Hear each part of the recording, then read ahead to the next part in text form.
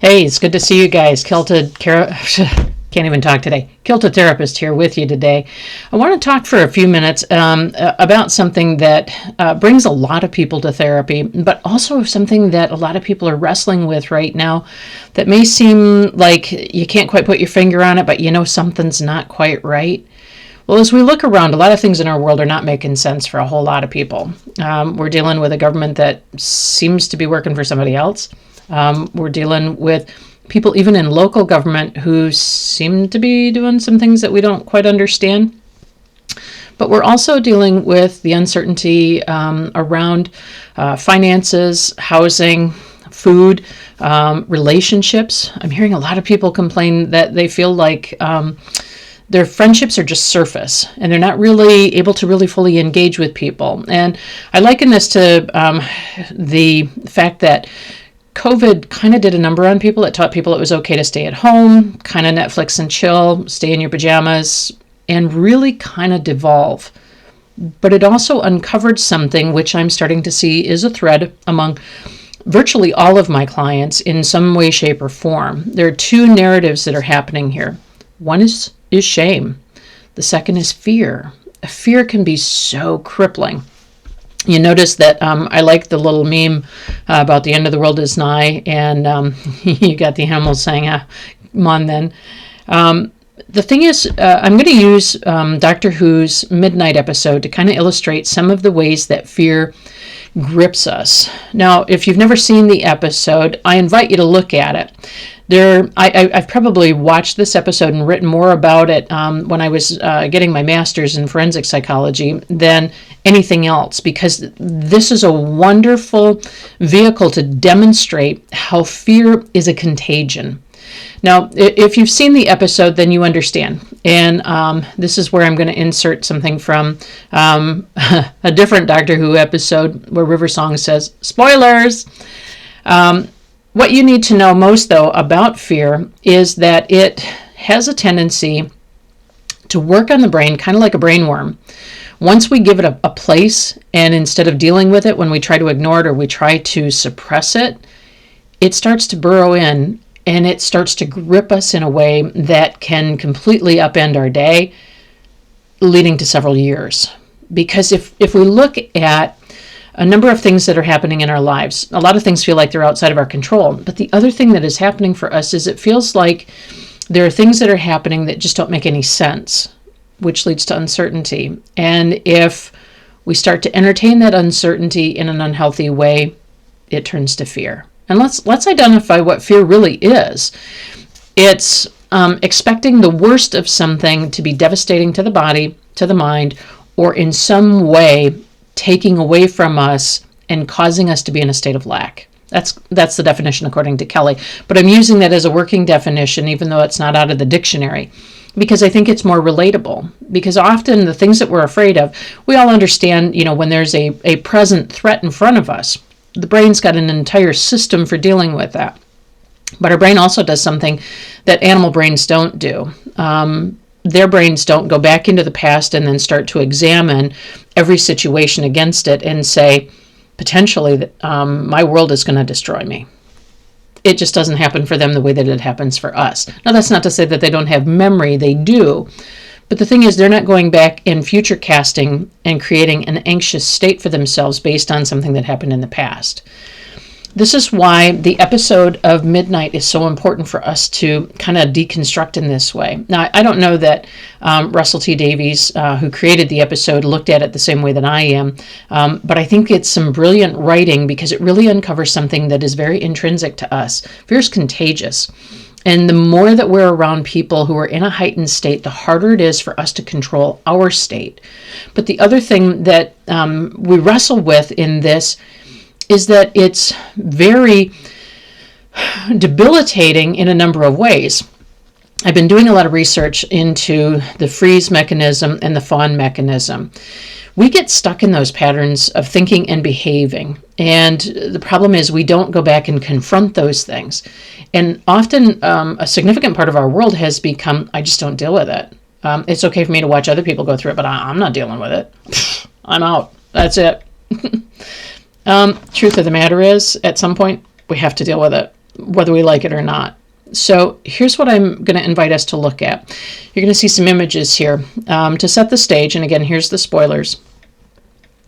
The doctor and his companion, in this case, Catherine Tate's character, go to a planet called Midnight. This is supposed to be a crystalline planet. The planet is uninhabitable outside of specific vehicles and structures that provide atmosphere. Now, here's the interesting thing. There's a mountain and waterfalls. I think they're called the Diamond Falls. I'd have to go back and look at my notes. Like I said, I've seen it a million times, but the premise that I'm going for here today is really what's happening between the characters on the screen.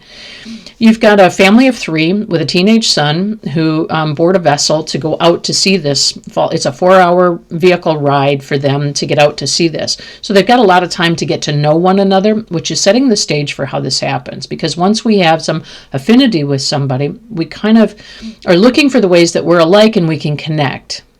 That's normal. That's natural. Apart from the family of 3, there's a professor and his assistant. He really demeans her quite a lot and sees her as an inferior. This is a guy who he's very in his own head and needs very much to be seen as an authority.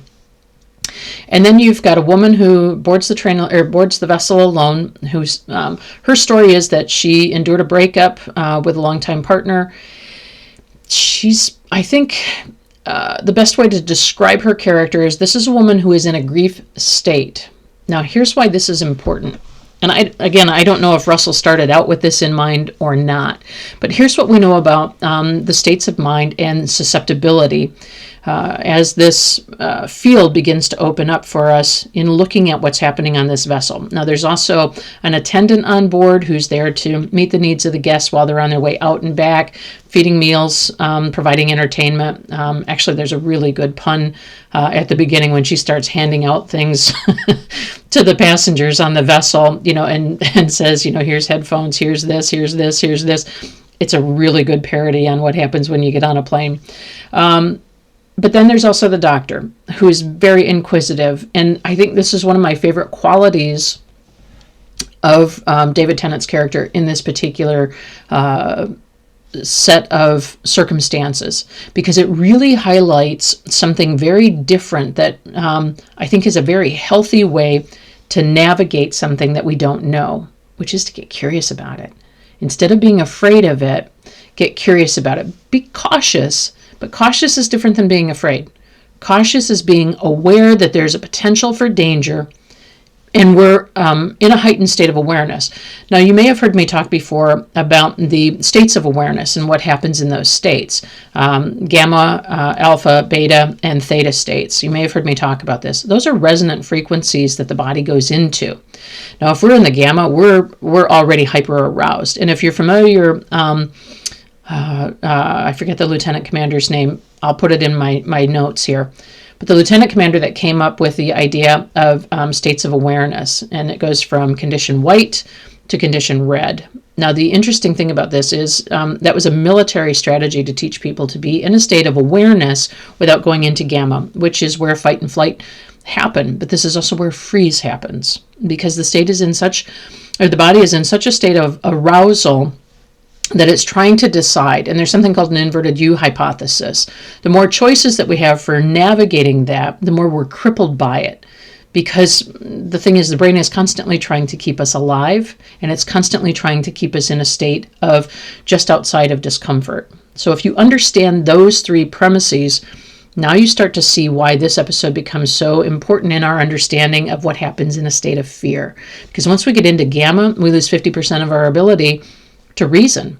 So when I was a police officer training young recruits in use of force, one of the things that I would do is I would have them run around the police station and then run down into the garage and then have to engage a threat or decide, is this, not a threat? The difficulty most of those recruits encountered was that none of their training previous to this, and this was back in the early 1990s. So this is different. I don't know if people are doing this now. I think that they are, because I think we now have a deeper understanding of threats and awareness and conditioned response. So my guys would come running down into the basement, and again, they'd have to decide to confront a threat or not confront a threat, and then deal with the situation when they got there. So I would mimic a foot pursuit. and they would have to run down, and then suddenly the person would turn, and it would be on like Donkey Kong, or they would give up. Now, the natural inclination when you're in a state of hyperarousal and you're feeling this person is a threat, or you're trying to assess what kind of a situation you're in, if you've never had that experience, if you've never been chased by something that is really freaky, you've never had the experience of being in a fight, this is all new territory for you. So your brain goes into overload because it gets overwhelmed. And that inverted U hypothesis, I've already rehearsed with you for 3 days how to use your PR24, or well, now the ASP. I'd also rehearsed with them handcuffing techniques, physical hand-to-hand techniques for gaining control of a subject. This is called custody and control. I'd also already rehearsed with them in very low threat situations all of the basics. And guess what? Almost to the person, including myself when I first learned this, you fail because you either over-respond to the threat or you under-respond to the threat because your brain goes, I got too many things to choose from, and it pulls the last thing that it can remember that worked. Well, it doesn't always work. So I got to a point where I would tell people, choose 3 techniques that you feel like you can master and use pretty consistently with some measure of success where you are going to be able to defend your life, which then led me to working with Dan Inansanto and doing stick fighting, Fanjunjit Kundo, and grappling. So I got into Brazilian Jiu-Jitsu because as a woman, I don't have the upper body strength to fight with some of the guys that I was dealing with. And it was brilliant because in a controlled environment, I was learning and laying that groundwork over that 2 weeks or however long it was that we were in that class. And the brilliance of that was it helped me to override fear. Didn't see that coming, did you? But the way that it helps me to override that fear is I gained confidence and I grew more competent. I didn't know it the first day. There were a few times where I'm dealing with somebody who's much bigger than me, much more skilled than me, who's just wiping the floor with me. But by seeing that, all right, it's not fatal. These mistakes, not going to kill me. In here, that was the key to the conditioning, to let my mind know I can still survive these difficult situations, and then I can learn to thrive. See where I'm going with this? Once we master it, we've got confidence. So moving forward, though, with David Tennant and his characters on this vessel, as they're driving out, they're talking to each other, building relationship, getting to know one another. Now, you kind of get a sense of who these people are based on the dynamics. The couple with the kid, there's some things going on there. As a forensics psychology person, I'm looking at that from the lens of this is a couple where she really rules the roost. He just responds. The son, they don't have control. This is a kid who's in rebellion, as evidenced by a number of the features that he displays. And if you watch the episode, you'll understand what I'm talking about. And maybe I'll spend an episode talking about what's happening there in that teen rebellion and how that manifests and what the significance of that is. Because again, we're always testing boundaries. We just are. Now going back to the episode, and again, you'll notice from the pictures when they're in this position where suddenly the vessel breaks down, the doctor goes into the cockpit with the 2 pilots of the transport, and they're looking out at the Crystal Palace. Now, they can't look very long because it's devastating. Even though there's supposedly a really thick glass to protect them, when they open it, one of the guys inside the cockpit sees a figure, a shadowy figure. Now, that's important because what it does is it heightens his awareness. He caught movement. That's what our brain is designed to do. It's designed to, if you've heard me before, you know that I said if you're walking in the woods, you see something that could be a stick or it could be a snake. Your brain is trying to decide what is my recourse for that. And if you've encountered enough sticks on the ground, you're probably less heightened, but you're still aware. So because that's a wonderful survival feature of our minds. Now moving forward, here's what you need to know about this. When we're dealing with threat, the brain is constantly trying to figure out how to stay just outside of pain, but it's also looking at shortcuts. How do I make this go away? How do I stop this? Keep that in mind. So as we move forward, they twice, this co-pilot sees this and is trying to point to it to draw attention to it. And then they have to shut the shield because the system starts to fail. David goes back in, their Doctor Who goes back in and tells everybody, hey, it's going to be fine.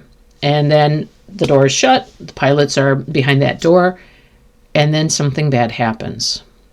The front end of the vehicle detaches. It's no longer there. This puts everybody into a state of panic because, first of all, the vehicle broke down. There's some place where they're not sure, many of the passengers, how much air there is inside this vehicle. How long before a rescue? Does anybody know that they're in distress?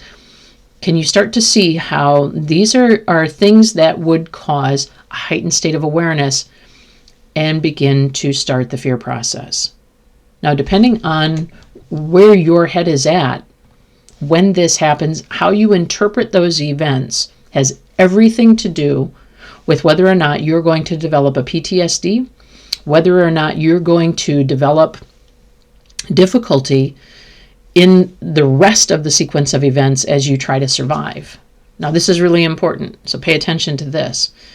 So as we're interpreting those events, the language that you use with yourself is very important. And this is a difficult thing for everybody, because our natural inclination is to go to worst case scenario and then try to figure out, what do I got to do to stop that? The brain goes into overdrive, it gets overwhelmed, and then pretty soon it does one of three things. Tries to fight with it, tries to freeze, hoping that it will go around, or it fawns, which means it just collapses. And the brain says, we're just going into protection mode and we're just shutting the system down because we just can't deal with it. And then it will look for a diversion. Okay? So that's really important to understand. And this is why in a therapy room, I spend time going very slowly over this ground to say, let's start to approach in a safe way. What does it look like when we have a memory of something that was bad that happened? And starting from that premise, we're kind of deconstructing, but we're also kind of constructing. And the way that we're constructing is I'm trying to get us inoculated to the fact that you already survived that. You already came through the other side of that. And most people have difficulty with that because they get stuck on the, I was in that situation. This is why this is important. Once we learn to master our mind and our states, we can begin to navigate and start to resolve and dissolve a lot of those things that were problematic and traumatizing for us. We can also begin to build framework to meet new challenges in a much more healthy way. Fair enough? All right, let's move on. So as the scene progresses, the doctor tries to calm everybody. It gets pretty lively inside that cabin because people are very concerned about their survival. Now, when it comes down to basic survival, this is what you need to know. People do irrational things because it's strictly a matter of trying to survive. And if they haven't had healthy cope mechanisms developed prior to this, haven't been in secure relationships with a caregiver who is consistent, they're going to struggle a whole lot more. And between you and me, there are an awful lot of people that fall into that category of not being healthy in the way that they meet challenge. Because we work so hard as a society to distract people. Take a look at the myriad of distraction devices that are available. Sporting events, substance use, pornography, gambling, infidelity, sex, food, Netflix and chill, episodes like Doctor Who. There are all kinds of things that vie for our attention. Now, I read something yesterday that I think is really fascinating, and I'm going to just throw this in here because it makes sense. If we wake up and we start checking email and we start thinking about 100 things before we've ever even had our first cup of coffee or even made it to the bathroom to start our daily routine, we've already set ourselves up for failure. And most of us go, come on, Kelly, really? Yes, we have. Because what we've done is we've started out in a hyper-aroused state. Because we're worrying about things that are already outside of our control. So, as a for instance, I tried this morning, and, it's weird, but it really works. When I got up, I gave myself permission to spend a couple more minutes, maybe 2, 3 at the most. But what I did is I said to myself, all right, here's how my day goes.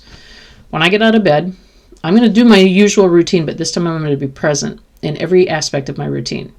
And when I mean present, what I mean was I was aware that As I was making my way to the bathroom, first thing I was going to do is evacuate. Second thing that I was going to do, wash my hands. Third thing I was going to do is I was going to exit the bathroom, make my coffee, make my breakfast. But I wasn't going to try to do 3 other things while I was eating my breakfast. Guess what? I failed. Immediately I looked at email. Why? I don't need to answer those things at 6:30 in the morning. I really don't. Second thing that I did was I opened up a podcast that I like to listen to first thing in the morning. And I think there's something about if it gives me an opportunity to think about something other than the things that I have to do that day.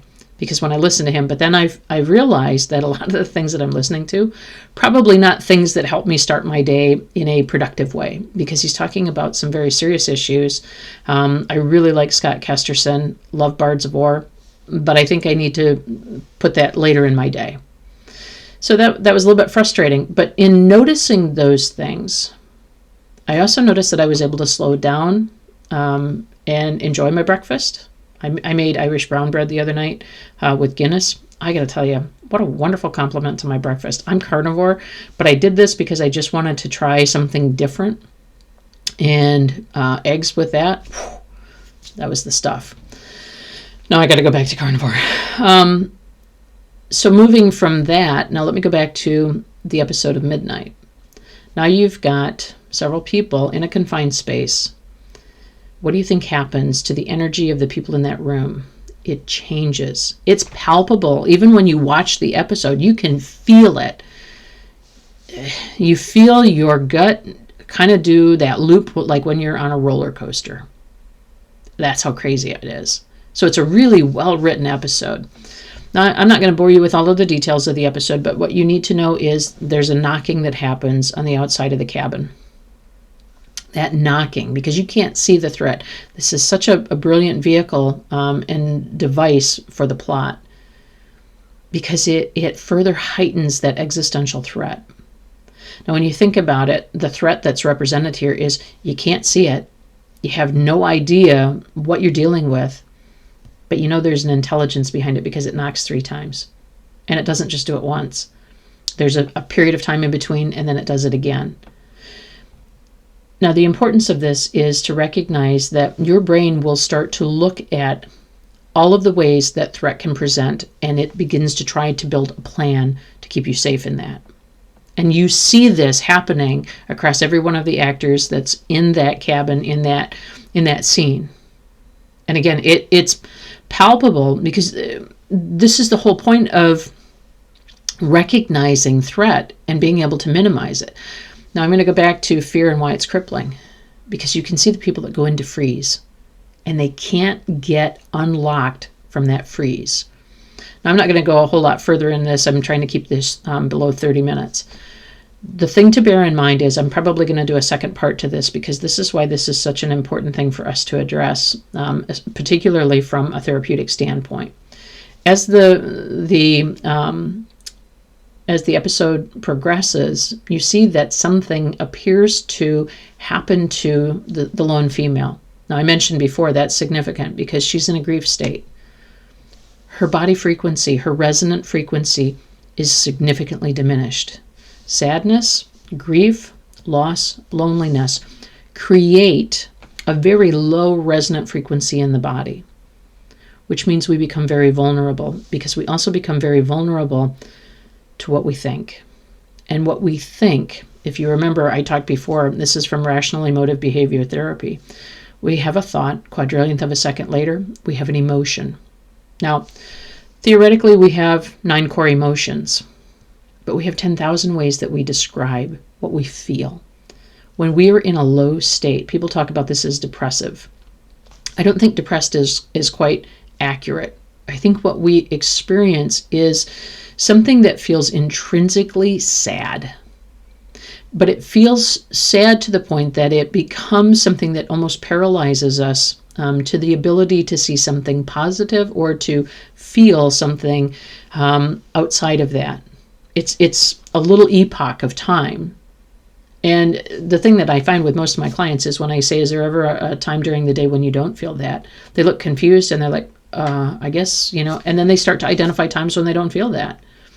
So where we put our awareness has everything to do with what we feel inside and what we end up projecting. Okay, so that's important. The next thing that we notice is that the doctor goes to the woman and engages in a conversation. The woman's name is Skye in the episode. Brilliant actress, loved her, and a couple of other things that she did in UK television. And she just is brilliant in the way that she carries off the rest of the scenes of this, because it's emblematic of how fear grips us. And again, I'm going to invite you to, I don't want to get flagged here on YouTube for copyright, so you're just going to see snapshots above me here or in place of me. But the thing to bear in mind is that the difficulty here is that people are trying to wrestle with something that they can't readily identify, they don't understand, and they're trying desperately to feel safe in a situation that feels extremely overwhelming. Now, I'm not saying that on a daily basis we're experiencing those same situations to that degree, but by and large, every day people are facing existential threat. And then if you're consuming news, if you're consuming social media, and you're consuming other media, you're likely taking in a lot of those messages, both subliminally as well as just at the level of awareness. And this is the other thing that I want to caution you.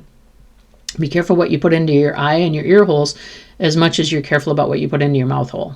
Because what you put in, where your attention goes, your focus follows, and so do your emotions. Your body recognizes the threats, and it begins to fester like a sore. When I used to ride horses, we talked about, the importance of the saddle pad and, taking care of the horses in a way so that they didn't get saddle sores, and make sure that nothing was coming between them and the saddle pad. Also, making sure that the saddle fit the horse. And then you're looking at their hooves. Well, if you watch those ASMR videos of Hoof Doctor and a Hoof GP, cleaning cow's feet, you know what I'm talking about. A little something can exacerbate into a great big problem. So we have to pay attention to the little things, but we also have to be mindful of what we're doing in the process.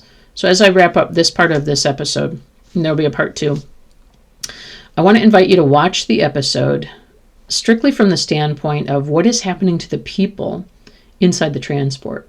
Now here's another spoiler. When Skye and the doctor are interacting, you're going to see the doctor become very curious. And in that curiosity, he's also verbally processing out loud. Now that verbal processing is hugely significant, because what he's doing is he's gaining understanding, but what he's also doing is he's suspending emotion long enough to be able to evaluate what is the level of threat I am facing. That is happening very quickly. Now, if you've watched Doctor Who, or if you've watched characters like the Doctor Who character, particularly David Tennant, and I would argue Matt Eccleston's version of the Doctor, you see that curiosity when it comes to encountering something new. That is a brilliant survival strategy, because what it does is it allows us to maintain cognitive function and all of that executive function to be able to navigate what is the true threat here. How do I manage that? All right. Well, I'm going to wrap this up right now with that. And we're going to come back and do a part 2, because again, I'm trying to keep these below 30 minutes. I apologize for being late in posting this. I had meant to post this on Monday. I look forward to seeing you in the next episode, part 2 of Fear, Crippling Fear. See you then. This is Kelly.